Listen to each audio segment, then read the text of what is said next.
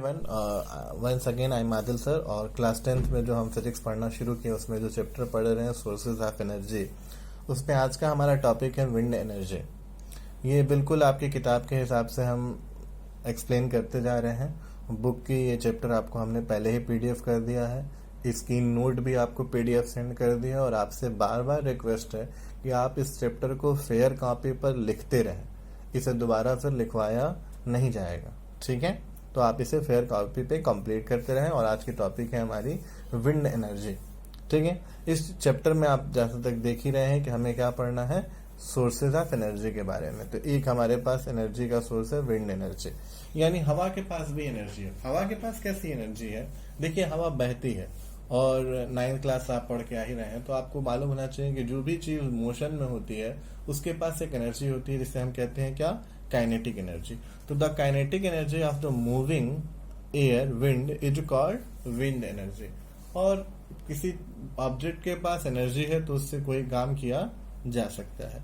अब कह रहे हैं कि how can the wind energy be utilized, कैसे हम विंड एनर्जी का इस्तेमाल करते हैं।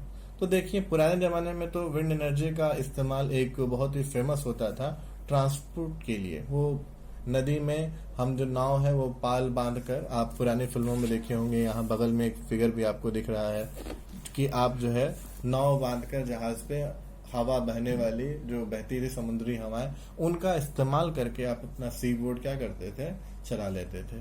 तो एक बहुत ही पुराना और कॉमन एग्जाम्पल है ये आपके विंड एनर्जी के इस्तेमाल करने का। पर नया बात करें तो नई बात तो ये है कि विंड एनर्जी का इस्तेमाल हम इलेक्ट्रिसिटी जनरेट करने के लिए भी करते हैं। अब इलेक्ट्रिसिटी जनरेट कैसे होगा? अगर आपने मेरा एक लेक्चर सुना होगा जिसको मैंने बताया था थर्मल पावर प्लांट में, तो आपको ये बात समझ में आएगी। थर्मल पावर प्लांट में हमने आपको बताया था कि मेरे पास इलेक्ट्रिसिटी जनरेट करने का एक ही मात्र तरीका है।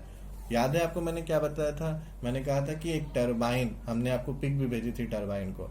टरबाइन को आप मैग्नेटिक फील्ड में घुमाएंगे तो आपको क्या मिलेगी, इलेक्ट्रिसिटी मिलेगी, यानी इलेक्ट्रिकल एनर्जी मिलेगा। अब सवाल यह होता है कि उसे घुमाएगा कौन? तो इससे पहले जो हम आपको पावर प्लांट पढ़ा रहे थे उसमें उसे घुमाया गया था अलग अलग तरीके से।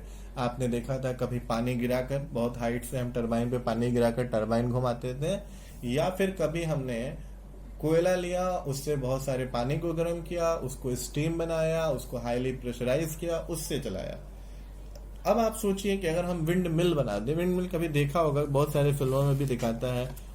ये फिगर है, अगर आप कहेंगे तो इसके और सारे फिगर हम आपको सेंड कर देंगे।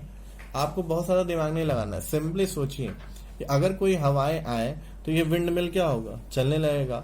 और इसके अंदर के सिस्टम को हम जोड़ देंगे एक आपके टरबाइन से और उसको मैग्नेटिक फील्ड चारों तरफ से प्रोवाइड करा देंगे। तो अगर हवा चलेगी तो टरबाइन क्या होगा, घूमेगा। और टरबाइन घूमेगा किस में, मैग्नेटिक फील्ड में, जिसकी वजह से क्या प्रोड्यूस होगा, इलेक्ट्रिसिटी प्रोड्यूस होगा। हमने आपसे कहा था कि आपको बस इतना ही सुनना है, इतना ही रखना है, क्योंकि इससे ज्यादा अभी आपको हमने बताया नहीं है कि एक टरबाइन मैग्नेटिक फील्ड में घूमता है तो क्या जनरेट करता है, इलेक्ट्रिक एनर्जी। अब 10th चैप्टर जब आपको पढ़ाया जाएगा तो और डिटेल में इसके बारे में बताया जाएगा। इसे लॉ ऑफ इलेक्ट्रोमैग्नेटिक इंडक्शन कहते हैं। बट अभी इसे आपको डिटेल में जानने की जरूरत नहीं है। तो आप विंड मिल देखे ही हैं, विंड मिल के कंस्ट्रक्शन आप पढ़ेंगे तो ये घूमता है। बहुत सारे पिक्चरों में, बहुत सारे फिल्मों में हमने देखा है इसे, आप बड़े आराम से कहीं ना कहीं जरूर देखे होंगे। देखिए, आप इसका इस्तेमाल सिर्फ इलेक्ट्रिसिटी जनरेट करने में ही नहीं कर सकते हैं। इसका यूज आप चाहें तो आप इससे पवन चक्की चला सकते हैं। ये जो आप इसे, इसका हिंदी नाम पवन चक्की है।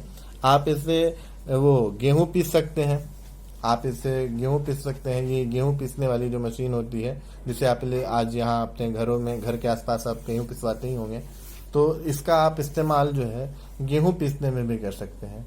वाटर पंप में भी इसका इस्तेमाल कर सकते हैं। हवा चलेगी, ये पंप चलेगा और पानी निकलेगा, तो खेत की सिंचाई वगैरह में भी आप इसका इस्तेमाल कर सकते हैं।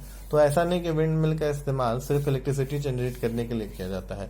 इसका इस्तेमाल वाटर पंप की तरह भी किया जा सकता है और गेहूं वगैरह पीसने के लिए भी किया जा सकता है। साथ ही साथ इलेक्ट्रिसिटी के लिए तो किया ही जा सकता है। अब एक बात रहेगी, किसी भी सोर्स ऑफ एनर्जी के बारे में हम चर्चा करते समय ये जरूर बात करते हैं कि एडवांटेज क्या है। अब एडवांटेज बताने की चीज़ है, जाहिर सी बात है। एयर का अगर आप इस्तेमाल करते हैं तो सस्ता है, सस्ता क्या फ्री फंड का है, कोई पैसा नहीं लगना है। और पॉल्यूशन की जहाँ तक बात करें तो एयर से कोई पॉल्यूशन नहीं होता है, बिल्कुल पॉल्यूशन लेस है। तो ये दो बहुत ही मेजर इसके एडवांटेज है कि विंड एनर्जी जो है एकदम बिल्कुल चीप है और विंड एनर्जी से कोई पॉल्यूशन नहीं होता है। इसलिए विंड एनर्जी हमारे लिए क्या है, बेहतर हमारे पास एक जो है सोर्स ऑफ एनर्जी के रूप में इस्तेमाल किया जा सकता है। ये है कि अभी बहुत सारे इलाकों में हम विंड एनर्जी नहीं लगाए हैं, बहुत सारे जगह हमारे विंड एनर्जी का इस्तेमाल कम हो रहा है, लेकिन धीरे धीरे सरकार इस पर आगे बढ़ रही है और इसी को आगे जो है बढ़ावा दिया जा रहा है। ठीक है, थैंक यू, गुड बाय।